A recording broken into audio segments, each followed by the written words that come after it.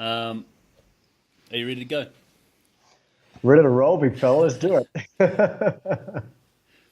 Welcome back to the Open Up Podcast, everyone, and to episode 48 with Ryan Crawford, who is now going to describe himself for us. My man, hit it. Thank you, bro. Thanks for having me on board.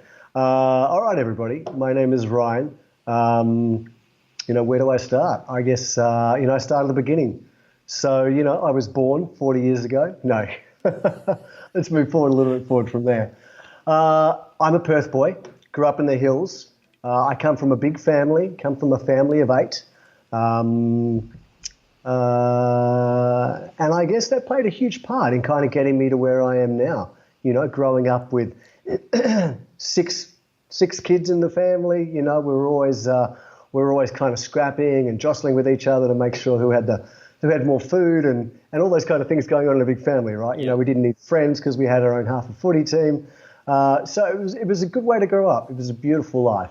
But it certainly taught me some of the basics from an early age around, of what I thought was important, and that was establishing myself as a leader, establishing myself in a certain position to get ahead in life. It helped ground me into some of the things that I think helped become a goal-driven individual down the track, which saw me step into a number of different roles out of high school and growing up. And the first one was the Army. Went and spent some time in the military, about 5 years, actually. Wow. Yeah, Awesome. over in Townsville. How did you find that experience in terms of your identity and who you had to be? Could you be yourself in that environment?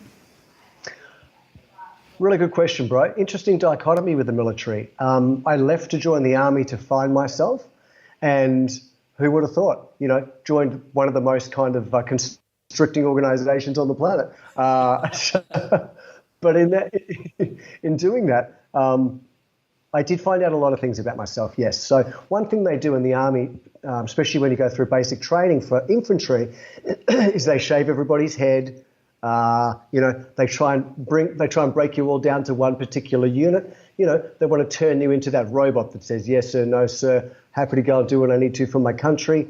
But in also doing that, as a young kid who went into the Army at just 17, what I did find is it showed me a lot about myself. A lot about my perceived physical limits, helped me understand a lot more about the lengths that I could actually push myself to. Yeah. And helped uncover, I guess, at an early age, a lot of those things which were sleeping dormant inside of me, which I could rely on and I could trust on to stand in my power and to reach goals in life. Cool. Who was the person you were then? Who was the person I was then? Man, I thought I was pretty big shit then, I tell you what. I was leaving the hills. I joined the Army. I was like, yeah, I'm going to change the world. I was that kid going out into the world at a really young age, looking to try and find myself and make my place. And, when I left the Army at 21, by the time I completed my term, I was 21 and I was ready to try something new. And I can honestly say I stepped away from that training and those exercises, knowing a lot more about myself. And having a lot more certainty, as I said, about, who was the person inside rather than, I guess, what I was perceiving to try and find on the outside. That's cool, man.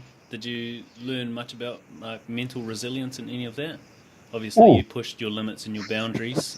Did that come into play? Definitely, brother. They do some interesting stuff. We were on an exercise one time called section exercises, which goes for about 2 or 3 days. And they really push you to your limits, it'd be probably what, the guys in SEALs would call Hell Week.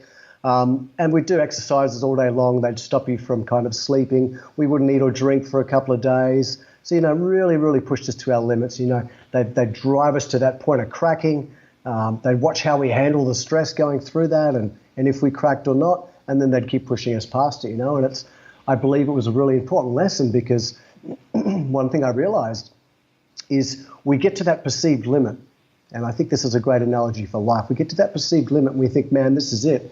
If I go past this, I'm going to die. And then you get to it, you crack through it, and you're like, wow, okay, that wasn't my limit. And then you go further, and you go further, and there are more walls, there are more limits to come. That's cool. And so You can apply that to most areas of life. I think so. And I've certainly utilised that and brought that into other areas of my life now, when that fear pops up in everyday situations or in even large projects and things I'm working on. It helps me to remember and go back and remember, okay, so I've been in this place before. The world doesn't end at the end of this wall, We move past it, we push past it. That's cool. I guess we're going to fast forward now to the story or the challenge that you're here to share. You mind walking us through that? Yeah, sure, brother. Absolutely. I guess set the scene. Sounds good. Yeah. So, I mean, if we go back about 3 years, I left the army and I basically jumped into a corporate path ever since then, up until about 3 years ago. So a good 15 years of buying, selling businesses. I'd worked in everything from manufacturing in New York with my own company, which we took international, through to business, finance, real estate, you name it. I'd kind of jumped in and tried my hand at it. And I think really just because I love creation, I love jumping in and either picking up businesses other people have built and taking them further and selling them, or even in some cases starting from scratch. But the result was I'd spent a good decade and a half building this empire, this tower around me, let's call it that I perceived would bring me happiness, would fill all those gaps that I had in myself and in my life. Yeah. The money, the fame, the wealth, the parties, all those things that come with success. And I'd done a damn good job of it. By the age of 35 at the peak, I'd eclipsed my goal of being a millionaire many, many times over. At that stage, I could have sat back and probably retired for 5 lifetimes and not had to work again. But interestingly enough, all that success, all those accolades, all that time that I put in didn't bring me that happiness I was looking for. It didn't bring me that peace, that joy. In fact, it probably put me further behind the 8 ball, probably took more of it away from me than I had when I wasn't in that stage, when I wasn't wealthy, when I wasn't successful. And this was an interesting cycle, and a cycle that I've seen many times with many people that have written biographies from success all the way up the ladder. Was one thing that I noticed was that the more I got, the more I succeeded, the more I attained, the more I wanted. So for me, it stopped being about reaching these goals and celebrating and giving yourself a pat on the back and going, you know what, you've made it, Cross, you're here, you've done what you wanted to do. It was always about the next thing. And every time I reached that challenge and reached that goal, the celebration became less and less. And it became less about the achievement and more about the moreness. Yeah. It literally just developed this program of moreness, Great, you've done this, but what could you do more? Where could you go next? And it becomes this vicious pain cycle, of I wasn't feeling alive unless I had the next best thing in my radar. Wow. As a kid, I always dreamed of a sports car. I bought my first sports car about halfway through the journey. And I think I had it for about a week, and then it just became just the car. It was just the thing. And that happened so many times over my journey. I held this huge thing of, life will be so different. My life will change so much and be so epic when I have that thing. And then I'd get that thing and I'd be like, it wasn't what it cracked up to be.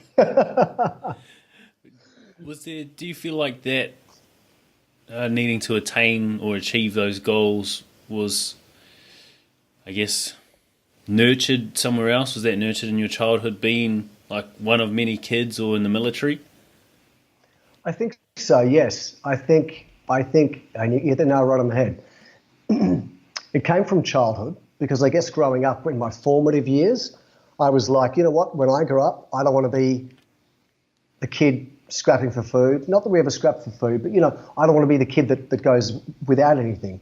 I want to be the family provider and I want to have all the things in my life that I could ever want. So that probably came from there as well. And in the army, yeah, it's probably the individual rebel side of me coming out saying, you know what, I do it my way. Like seriously, when I get out of here and I do my own thing and hit the world, I'm going to do it my way. And I guess a great way from a perception point of view to do that was to make money and wealth, be able to exude power through that, in certain ways manipulate through that power.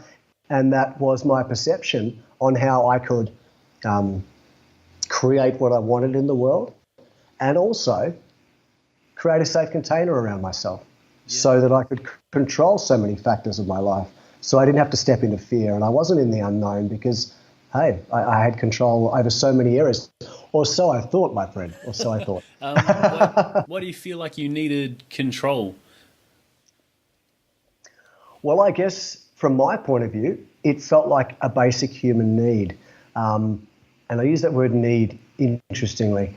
It felt like when I had perceived measures of control or I was able to create a safe container around myself, then I felt like I was secure. I felt like the world couldn't touch me. Oh, this happened, or I wrote off my car. Oh, that's okay. I can just buy another one. No problem. That's fine. Yeah. Or this happened, or, someone's going to sue me in court. This business deal is going to go sideways. That's okay. I can just hire a really great lawyer and we can work this situation out. We can sort it out in the mix. So, from my perspective, I guess, I thought, wow, this is a way for me to dominate and control and exude my power upon the world and create safe space for myself to go through this. And that was my ego. That was my ego's perspective on how to safely navigate this world, and how to do that. What were you trying to safeguard yourself from? I guess safeguard myself. What are we all trying to safeguard ourselves from? Safeguard from the unknown. Safeguard from fear. Yeah. Safeguard from worry. Safeguard from that feeling that I feel we all feel in different formats, and that is the feeling of failure, and further to that, the fear of death in some format, be it physical death or even more, in most cases, emotional or worry death based around the death of a thing, the death of the loss of an income, the death of the loss of a car or a situation or a scenario, which, brings us a lot of fear and a lot of worry in our lives. Yeah. So I guess like the heights that you got to, the more you attained materialistically, did it increase that fear of losing it? Because now you had more to lose? Yes, definitely. There was a part of that. I wouldn't say incrementally, it shifted as much. I think once I reached a stage where I had enough abundance at that stage to be able to take care of most things that happened in my life. Yeah. I would say probably the biggest factor that came forward was as everything increased, the satisfaction with life decreased. Because as things got more and more and more, my perception and joy, happiness, my experience of life led further and further away from the little things and became more and more focused on the big things. When I say big, I gained misperception around what was big to me. So I stopped taking in the air. I stopped noticing what was around me. I stopped noting and experiencing beauty. I stopped noticing and really feeling into people. And my life became about the next big challenge. What was the next big deal? How could I push myself to the next limit? Oh, I went to that country last week. What can I do this week to change it up and to give me that adrenaline pump to make me know that I was alive? And that was a really interesting dynamic because, interestingly enough, the more I got, the more from the external perspective, Facebook, Instagram, that things looked like I was living an amazing life, the more disillusioned and unhappy I was. Wow, that's powerful, man. And I think that's something that most people go through, or anyone who's trying to achieve anything goes through that. Sometimes you get so mission driven, you get so focused and narrowed in on that goal that you just keep grinding, you keep hustling, you just keep putting in the work, but you never take time to stop and appreciate how perseverant you've been, how resilient you are. And so it just becomes a chore, just becomes the norm, and then it becomes your new normal. Definitely, Stop brother. being grateful for where it is you've come from, where you are now, and what it is you've got because of your hard work. Definitely, brother. Absolutely, great point. And I think I'll mention at this point too that there's nothing wrong with the hustling. There's nothing wrong with wealth. There's nothing wrong with abundance. It is not that there's nothing wrong with it. It's all amazing. It's a great way to live life. It's a fantastic place to live in. To have the abundance to be able to experience everything in the world and go and help people and follow your passions. So that's definitely not where I'm coming from. I guess my perspective is it's important to keep the perspective on where you are and where you're going. Yeah. And at that stage in my life, I've lost that perspective. And I think it was a loss of the vision that had made me so successful in the first place. I was successful out of the gate as an entrepreneur because I was hungry and I was grateful and I understood abundance. And I went out there and I made the point of touching people's hearts before asking them to open their wallet. And there was a number of things that I believed in that helped me create that.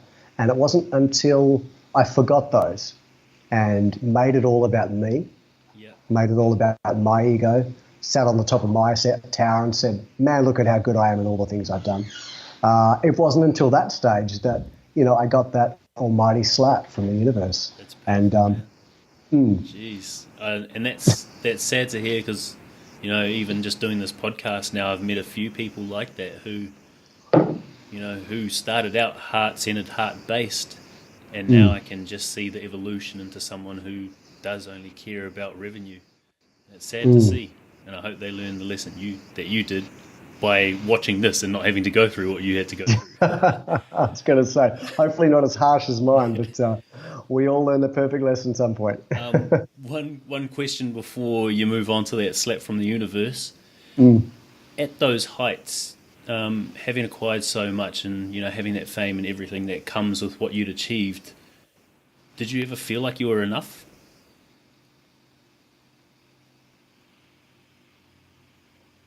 No, there wasn't a point I think I reached where I was like, okay, that's it. Box ticked, totally reached the point I wanted to. There were some celebrations during, but as I said, after about 2 or 3 years of hitting those initial goals, the joy, the gratitude and the celebration from achieving those goals was overtaken and superseded by just more, what's the next goal? How much further can I push? Almost like a footy team, they're only rated on their last game, right? And I adopted that mentality. My ego adopted that mentality of, well, great, I've done some things, but if I still want to be recognized and accepted and, in a way, energetically loved by the business world and by people around me, I've got to keep pushing those limits because I had created a story around I was the successful guy now. I was the one out there who was doing all these things. So I had to perpetuate and continue that momentum to keep being that person. Wow. And hence was the lie in the cycle that I was caught up in. So it went from you just wanting to achieve, being this hungry young kid, being grateful to achieving for social acceptance, which probably would have been there no matter what. Like if you had stopped just then, you probably still would have had that social acceptance for the person you were. Definitely. Okay. You can hit us with that universe slap, brother. Okay. All right. Fantastic. So let's go back 2.5 years ago. The peak of everything for me was about 2015. We were into a lot of things. We had property portfolios. We had business all over Australia. I was employing about 110 people. Really put in a strong effort for a good 10 years on all these aspects to build this empire. And at the end of 2015, the market started to turn on us. And in this time,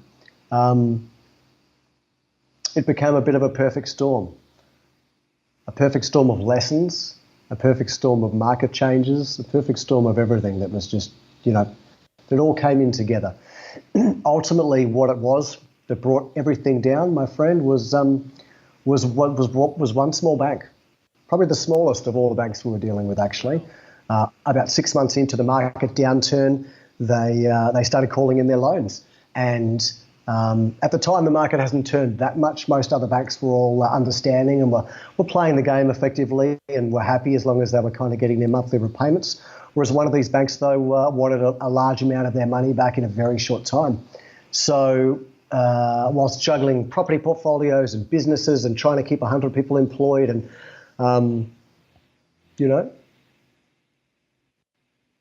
I navigated the best that I felt I could at the time in the way that I did, but ultimately it led to the demise of everything.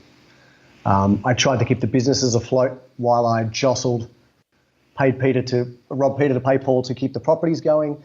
And my main goal was basically to try and do my best to keep everything afloat, try and push it as long as we could to keep everything in line. And we did reach the point about mid-2016 where it all came tumbling down. So the banks called in their loans, started taking back all the properties.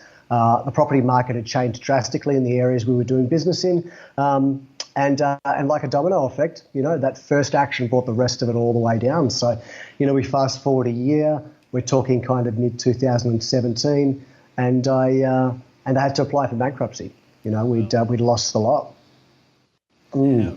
Man, at that point, how do you take that? How do you view yourself, like having come from those heights? Well, I think I reckon I stuck my head in the sand for a while. While it was happening, I was like, you know what, it's not going to be that bad. We'll work it out. We'll get something done. I'll end up with, being able to save a bit for myself or how that was working. But as it got closer and closer to the final date, I realized, where I was actually going and how far this thing was going. And to come from where I had been, where, I hadn't budgeted or thought about money for such a long time. It was just always there in such volume.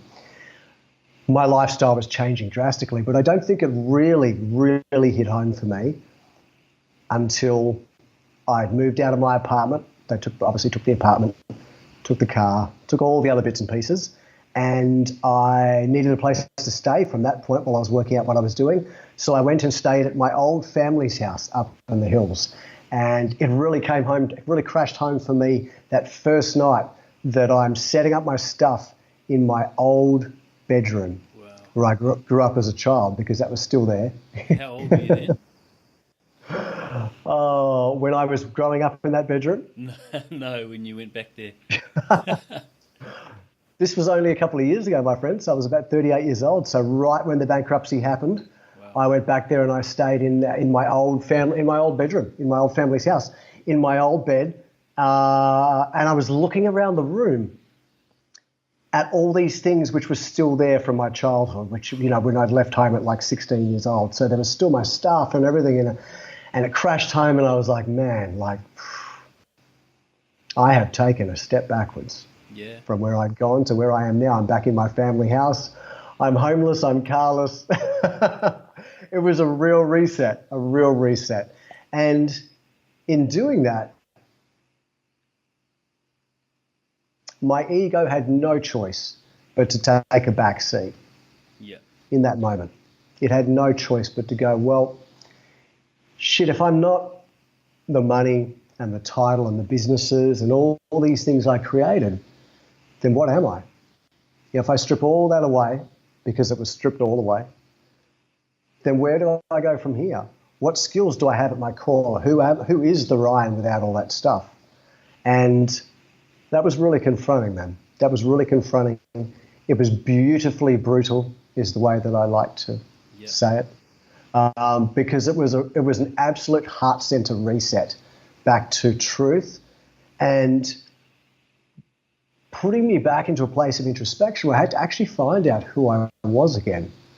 And I hadn't had to look into that place for such a long time because I'd either been distracted by what I was doing or I was just kicking goals and making money and being successful. Let's face it, when the times are good and everything's up, we don't often sit back and go, you know what? My life is just so amazing right now. I might take some time out just to do some introspection work and see how I can improve on this. Yeah, that's super powerful, man, because when we do strive for social acceptance, when we are driven by it, we tend to deviate from our true self. We become misaligned with that higher version of ourselves that, knows exactly what we're meant to be doing, why we're meant to be doing it.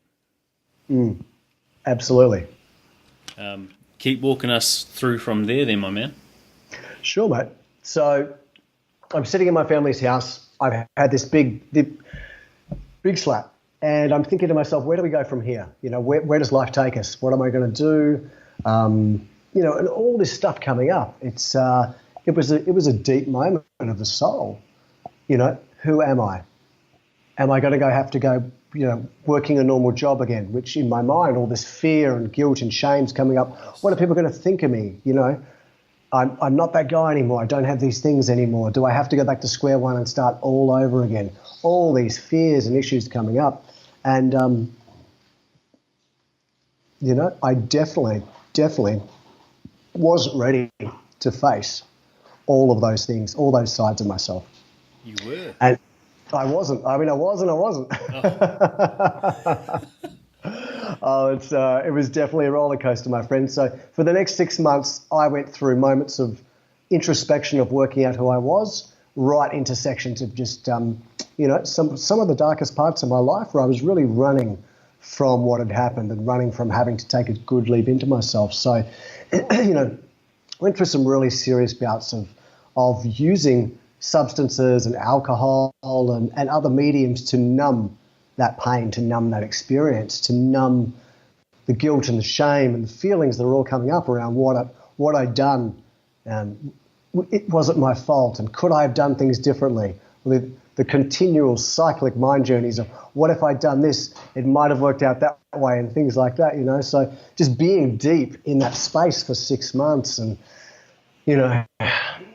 occasionally coming up for air, but really, really finding it a huge struggle. One of the toughest things I'd ever been through in my life. Did you ever go through anything that you'd consider depression?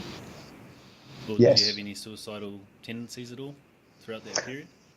Yeah, absolutely. I mean, I went through some really dark times. I think some of the darkest experiences were around guilt and shame.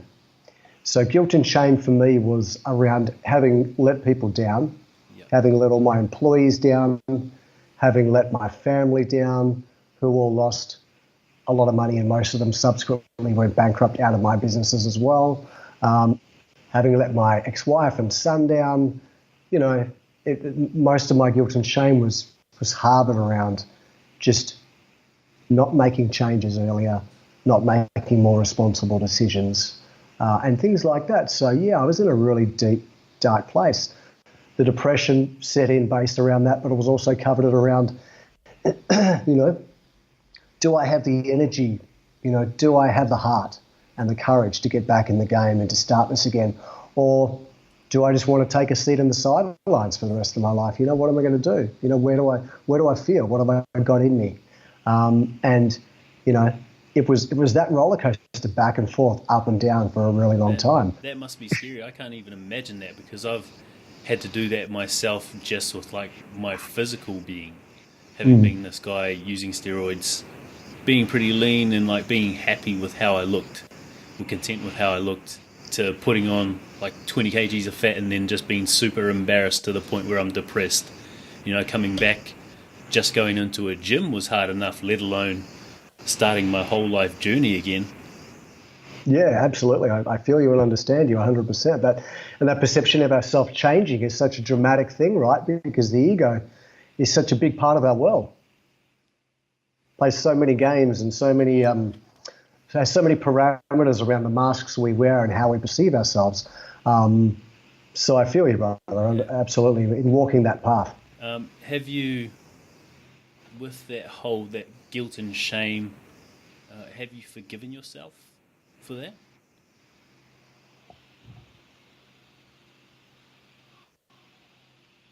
Yes. Wow. It's a process. That's awesome, bro. I'm so happy for you. Hey. Thank you, brother. Thank you. It's always ongoing. Yes. Yeah, I did. I spent the last 12 months doing a lot of healing work, a lot of releasing work in myself, and through that deep introspection came a lot of moments of understanding where I had the beautiful realizations that a lot of what had happened to me, actually not a lot, all of what had happened to me was a beautiful part of my lesson. And I like to refer to it as one of the world's most expensive MBAs. You know, I've done an MBA now. I didn't bother going to college. I just spent all that money to do it. And the skills and the understanding is one thing coming out of it that I now know in business.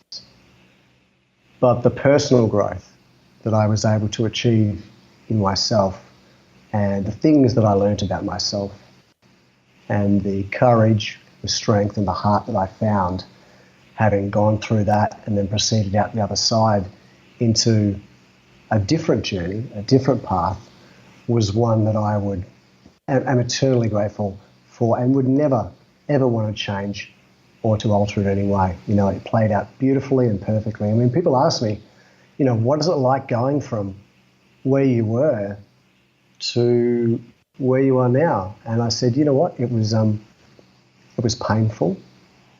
It was beautifully awakening, and I wouldn't change it for all the world. And they're like, man, you've got the biggest smile on your face. I'm like, I know, right? Isn't it crazy? Yeah, that's powerful, man, because you said you had that 6-month period where you're, in effect, masking with substance abuse, you know, trying to numb the pain. If you would have continued living that life, if you hadn't have been slapped in the face by the universe with this lesson, you probably would have been numb, living for social acceptance. And without a doubt.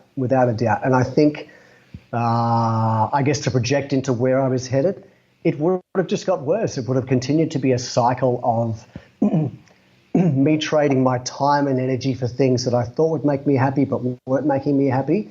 And then on the back end, covering up my unhappiness with more substances and more things and more parties and more all the shiny stuff that I was really filling that gap with, which was a really interesting but unfulfilling cycle. So I'm so grateful that it happened, and so grateful that it happened exactly the way it did too. That's awesome, man. With going through that 6-month period or so where you are using substances to numb that pain of the regret, the shame, the guilt, how did you pull yourself out of that position? Because I know a lot of people would have gone through the same things when they're facing a challenge. It's so much easier to accept no responsibility and to try and numb it or mask it. How did you come out of that? Yeah, my friend, I agree with you. I mean, the body's so beautiful. We have such amazing survival mechanisms inside of us, and they range from fight and flight right through to drinking and numbing mechanisms to be able to emotionally protect us and, you know, and perceivably keep us safe. A real turning point for me was I had just come back from a trip in the Ukraine, and it was about a 2-week trip. We were over there doing some training with some military groups on some different courses and things like that. So really boys trip kind of stuff, you know, really amazing stuff. We got to go over there and do a fair bit of work. And while we were there, we saw a lot of the country. We were partying. We were doing all kinds of different things. And, you know, it was what I perceived to be the trip of the year. I was like, man, this trip's going to be amazing. I'm going to have so much fun. It's going to be epic. And it really was. Every day was just a boy's dream, you know. And I remember coming back from that trip and just being so disillusioned and unhappy and thinking, you know what, Ryan, just fucking get it together. Like, seriously, dude. This trip was amazing. You were there with your mates. What more do you need? If you can't be happy with this, when are you ever going to find happiness? And that made me think. It really made me think deeply. And I thought, you know what? I'm at a bit of a crossroads here where I could keep doing what I'm doing and expecting things to change, which is just what the definition of insanity. Yeah. Or I could start walking a different path. And I was on a plane trip just recently after that trip, and a dear friend of mine, had given me a book about 2 years earlier. And I remember 2 years before that time, I picked it up, read the first chapter, and gone, nah, not for me. But before I left on this plane ride, I went to my bookshelf and I looked at the books on there, and this book just jumped out at me, energetically. I went straight to it and I thought, you know what, I might read that one. And it was The Power of Intention by Wayne Dwyer. And I remember sitting on that plane, beautiful book, sitting on that plane and reading chapter after chapter, and it was just resonating with me so hard. And I remember about halfway through the book, something just clicked inside me, and I knew that there was substance in what I was reading. It felt like a confirmation of truth. It felt like everything that I was reading was truth, and that this truth was something that I needed to explore further in my life. And so that was really the start for me, brother. That was really the start. That's Thank awesome. you. Yeah. And it's a lesson for anyone. If your gut, your intuition is telling you to pick up that book, or, go and watch some movie, video, documentary, whatever it is, follow it, because your intuition's right most of the time. That's it. Don't second guess it. Your mind will always try and jump in and be like, oh, but here's some other options. If you get that gut feeling, just go with it. So what was the lesson you took out of that book, my man? Or lesson or lessons?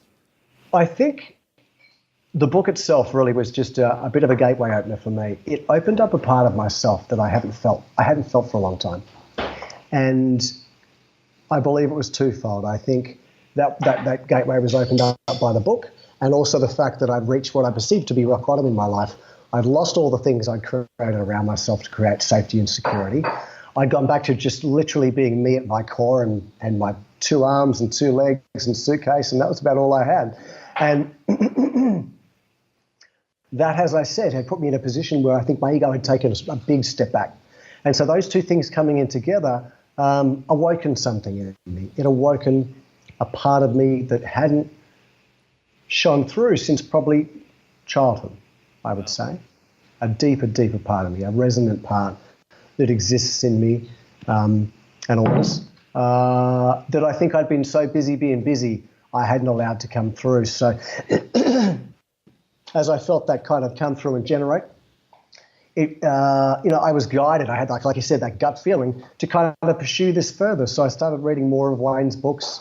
I started journeying on a bit of a journey of introspection, which started with reading, started with some courses, started with some meditation, and led me on a beautiful kind of 12-month journey that took me all over the world, and some amazing experiences ranging from, time with tribes in the jungle doing plant medicine in Peru and the Amazon, through to locking myself in a little tin shack in Tasmania for 30 days in solitude. Okay, we can't just roll past those, man. Psychedelics, what did you get out of that? Or plant medicine, sorry. Plant medicine, yes, yeah. Plant medicine I have a really beautiful place in my heart for that medicine. It is, the way I perceive plant medicine is similarly like every being on this planet has its own energy, its own resonance. Each one of us do. I believe every tree, animal have their own energy resonance. We're all energy beings. Plant medicine, I believe, are energies which are here on the planet to help us, to help us with knowledge, help us with guidance, help unlock parts of ourselves that through misidentification with our ego, building of our false selves, or even just traumas that we've gone through in our childhood and in our adult life that we hold on to and suppress. These are all things which block us up to the power that's inside of us and who we really are. And I believe plant medicines play a really, really valuable and beautiful journey in helping to unlock those barriers. So I was introduced by a friend and offered the opportunity to travel over to Peru and spend some solid time there. And we were living there in the Amazon with, in some cases, no running water, no lights, just candlelight, no power, no, you kind of you're washing in the creek, but just a beautiful opportunity to immerse into the jungle and into the land there and into the spirit, the community, and these people that have been living like this. Sorry, man, it's just crazy to hear hear you talk about this place, being in the jungle for periods of a time, no running water, washing your clothes in the creek, calling it beautiful. When you were at those highs, that's it's not only powerful, it's beautiful, man. It's awesome to hear that. It had its days. Some days I just wished for a shower or a proper toilet. But Can you give us an example of one of your experiences, if you're allowed to share those? yeah, sure. Look, I can certainly cover off my experience working with plant medicine. I would definitely say there's a number of different types of plant medicine out there, and they range from plant medicines that are based on tobacco that can be had here in Australia and can be utilised regularly, right through to your really highly held plant medicines like ayahuasca and things like that, which seems to be a changing trend these days, and a lot of business people and motivated speakers, kind of people from all around the world are starting to go over and experience that overseas in countries like Peru. My experience while being there was a really deep and immersive one. I'm extremely grateful for what I experienced there. I guess to encompass my journeys and my experience in that space was to say that working with that medicine allowed me to peel back the layers of physicality that I thought was so important in myself and in the world. And in peeling back those layers, it allowed me to experience myself and the world around me from a new set of lenses, if you could put it that way. Cool. It's almost like looking at yourself and looking at the rest of the world as if you'd been reborn and you have a new set of glasses on and you are seeing things in a different, I believe, more truthful perspective for the first time. And it can be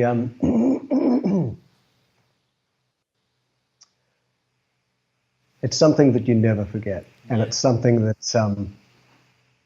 once you see can't be unseen, let's put it that way. It's a beautiful kind of way to working with those partners. It's almost as if like for the first time you're realizing that you're actually one with the world. You're part of it. You're not detached from it. That's a great example. Have you been over there, my friend? No, I have not. That's a great way to say it, definitely. It takes away the smallness, it takes away the individuality, and really gives us a great picture of the grandeur for who we are when we're connected to each other and who we are when we're connected to the rest of the world, which we've never really ceased being. We are connected to each other and we are energetically connected to the world. We just have all these physical barriers up that we place in front of ourselves, in front of our eyes, thinking that the world is a different way. So it's a great way. Plant medicine comes through and clears those out of the way and gives us a really beautiful perspective, I believe, of how we exist and how the world exists around us when we're not putting up all these blockages in front of us. That's so cool, man. Imagine living your life like that. Imagine how content you'd be. The world would be a different place, man. You certainly don't miss the showers and the toilets, let's put it that way. I guess gonna touch on that isolation. How did that come about? How did you do it, and what did you get out of it, man? Yeah, sure. So after doing the time in the jungle, I came back and spent a little bit of time in Perth, a little bit of time happening around the States. And in the stage I was at with the work I was doing, I felt the call inside myself to go and spend some time away on my own. It had been born from doing some reading and some investigating around that time into vision quests. And for anyone who doesn't know, vision quests are what were utilised and are still utilised in some of the tribes and indigenous cultures, where as they're, in a lot of cases, men and women would come up through the ages of teenage years up to around the 17, 18-year-old range, where they were perceived to transition from children to adults. There were rites of passage, ceremonies and initiation ceremonies, which were, I believe, played an important part in transitioning a young man or a young woman from a child into the man or woman they were going to become. And these rites of initiation, these rites of passage, were extremely challenging in a lot of cases, depending on the cultures.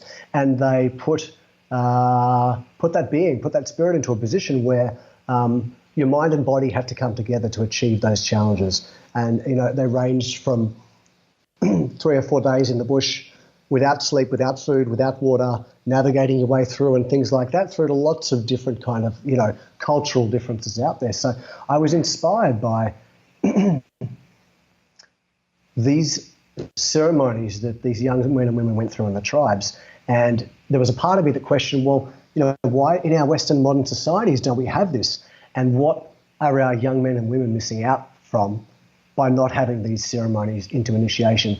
And is that why I guess we have a culture where so many of our mid-20 and 30-year-olds are still living at home? I don't know, I'm just putting it out there. But it inspired it inspired me to want to find out, more about these. So I started putting together an idea. And again, I felt called inside to go and do some time away. And when I did some meditation and introspectively looked in myself, the message that I got was to go and do 30 days working on my own, away from the rest of the world, in a remote location where I was responsible to look after myself. I wasn't in contact with people. There was no safety net effectively. And I could really spend time introspectively working on no one but myself. And to some friends and family, that seemed a little bit selfish. They're like, well, what are you going to do down there? Like, what are you going to go and do 30 days of just sitting there and meditating? And do you have a TV? And, the questions that come up. And if anything, that's self-torture, not selfish. You're right. So, the explaining of that was an interesting dynamic. But going down there, that was my goal. I was to literally go put myself in an environment, into a container where there were no distractions. There were no distractions to take me away from dealing with myself and all the stuff that came up, all the things that in the past, when they popped into my mind or into my heart, I'd gone, interesting. I should probably deal with that at some point. But I'm going to go watch a movie, I'm going to go to the beach, I'm going to go hang out with friends. And, how often do we do this? How often do we push those things down and suppress them and be like, yeah, look, I'll get to that when I get to it. So this was my opportunity after 39 years on the planet to get to all that stuff that I'd suppressed and put down there. Well, that's scary. And I didn't know the kind of ride I was in for, but I was in for one hell of a ride, let's put it that way. So I got down there, I got set up, and it was really beautiful. If I could break the experience into two halves, which it was definitely, the first kind of 12 to 15 days was very much about healing. It was about going through so much of my life and identifying my traumas and identifying the things that I'd suppressed and identifying the negative emotions like guilt and shame and resentment and anger that I held for others and for myself, and through a number of different techniques going through and actually releasing those in me. And beautiful process, but at the same time extremely confronting. I've been releasing negative emotions and pain and somatic energy that had been in my body for a very long time. So there were whole days where I literally didn't make it past my bucket, and I was just vomiting and vomiting and vomiting and, bringing all this stuff to the surface. A lot of it was purging out of me physically. And there was some really full-on brutal days, and I was experiencing some really erratic mood swings, which came with the purging as well. So I'd be in elation some days, and then I'd be in the depths of shadow and wanting to smash stuff the next day. And it was really, it was that roller coaster again, my friend. And but a beautiful experience to go through of working through that healing as these feelings are coming up, and I'm feeling through them, and I'm purging and I'm vomiting and I'm doing all this stuff. I'm feeling myself getting lighter and lighter and lighter and freer and more open and happier. And I noticed this because by about day 8, I remember in the morning I woke up and I was just so happy. And I'm not a morning person, so happy for me in the morning is not a natural state. I'll refer that as was.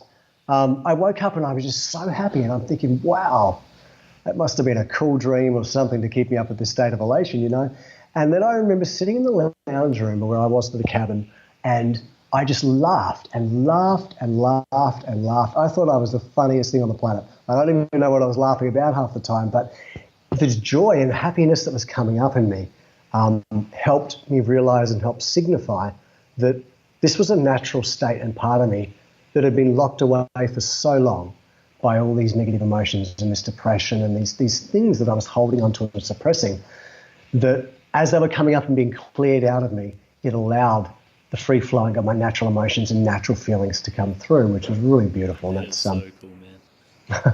And that's, if anyone can take anything out of that, it's that if you are facing a challenge and you're running away from it, you're trying to mask it, you're trying to procrastinate by doing other things, other tasks, take time for yourself. Take time to go within and to look within yourself, and you will find an answer. You don't have to do 30 days, but as long as you're taking that time every day while you're going through a challenge, you will find your answer.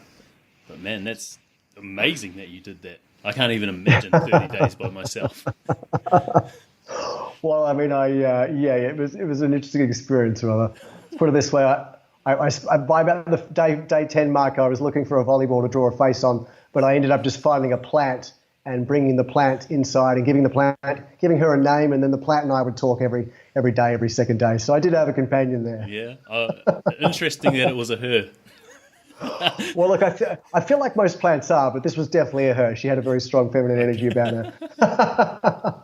So a good point you make, though, about spending time in introspection with yourself. Since the 30 days, there's been a couple of periods where I've done some follow-up introspection periods, and I've literally just done 48 hours. And the 48 hours has been extremely powerful. What I did recently, I actually worked that in with a fast as well, which makes it even more impactful, because when you fast, I believe, when you take the body's food and even water mechanism and requirements away, it really narrows and zeroes you into introspection within yourself. So it's a great way of diving deep really quickly. And I found those 2-day introspective dives have been extremely powerful. So much so that I'm kind of doing a couple of days every month now to keep that momentum going. So, that could be a great option for people that don't want to go and lock themselves in the Tassie wilderness for 30 days. Absolutely. And there's, so many physical benefits to just fasting itself. Autophagy, the cleansing of dead or weakened cells. So not only that, but the mental clarity and everything else with it. And now with the studies coming out, especially with intermittent fasting and stuff like that, highlighting that you don't actually lose muscle mass while you fast. I think there's even more reason now to do it. Definitely, absolutely. Interesting fact that turned me originally onto intermittent fasting was that studies showed intermittent fasting each day actually improved testosterone output naturally, and the increase of HGH, so human growth hormone, was one reason that I took a serious look at it. As a guy in my 40s now, it was a different factor that I was looking at. Wanting to stay natural and wanting to keep my health and vitality, energy, let's face it, muscle mass as well, at its peak. I was looking at those options to keep healthy, but at the same try and maximize those things. So, yeah, really interesting point on that on the intermittent fasting. It's awesome, man. Really quickly before I get into my last few questions before you wrap up, any other tips, tools, or tactics that you use to help you overcome that challenge? Yes. I would definitely say take some time to be alone with yourself. When you're alone and you don't have distractions, the strength and the answers that we're looking for tend to just show up. And we don't need to go and seek them, from a guru or from often sources external to ourselves. We just need to be quiet enough and take some time of introspection to sit with ourselves, away from the world, away from the phone, away from the distractions. And ultimately, we know what to do. We know how to solve our aches and our pains, and we know how to answer our questions, and we know how to fill our tank with hope and with strength. and all that power sits within us. Yeah, because it's important. That's important. Spending time with yourself and asking yourself questions, because you can lie to others and they might believe it, but if you lie to yourself, you know you're talking shit. Amen. Okay, I'm going to jump on to some questions, my man. Knowing everything you've been through, from that high to that low, to now being a man who seems so, beautifully content, you make me happy just seeing you smile. So, what would you say your quality of life is like now? It's always growing. I'm always learning. I have found strength and resilience and surety in myself that I feel was the thing that was always lacking. When I referred to that thing, that gap, that hole in myself, I believe it was connection to self. It was connection to self, to know who I truly was, and to know that power and that love and that strength that resides within us. So having the opportunity to find that in myself over the last 12 months of that work and introspection has created that space now where in life I can look to myself, look within, to find those things that I need now, and to live the life that I feel I'm meant to be living. And in doing that, it brings me joy to be able to live a life of happiness, be able to live a life of joy, and also in part to share that with friends and family and people I come into contact with as well. As I said, I believe we're all connected, and excuse me, and our energies move and flow between each other. So yeah, my quality of life is fantastic. I don't own much anymore, and I'm not focused in the corporate world right now, and I'm not climbing that ladder. But things are good, brother. I've got a smile on my face, and I'm enjoying every day. Who is that person that you're aligned with now? That true version of yourself?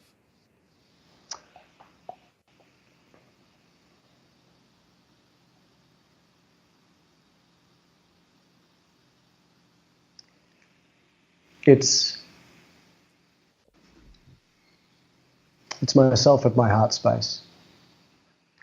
I believe that each of us comes first in our world, not from a selfish point of view, but point of view of we have to love and accept ourselves first to become whole. And once we do that, we're then able to love and accept others. And stepping through and working in that space now with myself, I've started leaning into the space of speaking and teaching and coaching in a number of different spaces, but mostly focused around the awareness and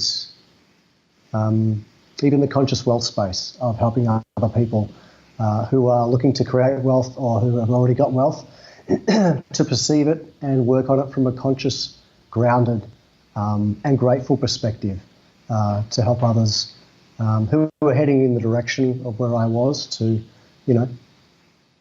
potentially reconnect with themselves, reconnect with their energy, reconnect with abundance and gratitude, and walk that aligned path that is in everyone's future. That's awesome, man. One more question. If you had the chance to put a message on a billboard where thousands of people would see it every day, what would that message be? That's a great question.